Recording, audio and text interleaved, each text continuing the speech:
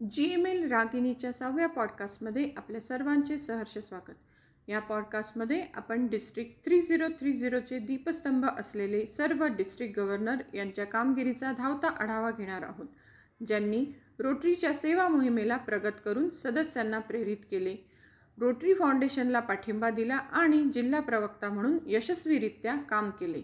Rotary वर्ष 1990-91 मध्ये rotary club अकोल्याचे डॉक्टर बाळ पराडकर हे आमच्या जिल्ह्याचे संस्थापक झाले। विश्वास आणि उत्साहाने रोटरीचा सन्मान करा हा आंतरराष्ट्रीय रोटरीचा संदेश त्यांनी स्वीकारला। अकोला क्लबच्या नीलू चौधरी यांनी 1991-92 मध्ये डिस्ट्रिक्ट गव्हर्नर म्हणून शपथ घेतली। त्यांच्या अथक प्रयत्नांनी सर्वांसाठी उत्कृष्टतेचे मानांकन स्थापित केले।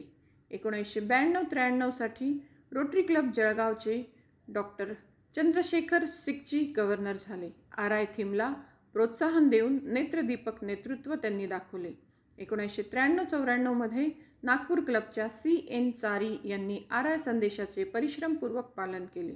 त्यांची दूरदृष्टी आणि समर्पण यामुळे असंख्य सदस्यांना प्रेरणा मिळाली।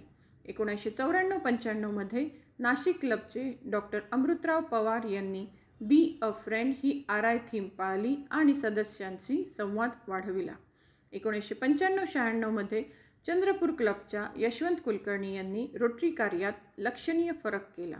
1996-97 चे डिस्ट्रिक्ट गव्हर्नर B कुमार साठे हे नागपूर दक्षिणचे होते। त्यांच्या सक्षम नेतृत्वाने रोटरी मिशनची भरभराट झाली।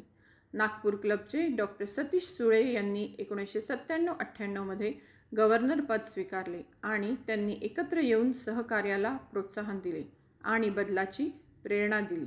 1998-99 मध्ये गडचांदूर येथील भूपाल सिंग वर्डिया यांनी त्यांच्या क्लबचा ऐतिहासिक वारसा पुढे नेला। त्यांनी RI theme follow your rotary dreams वापरली।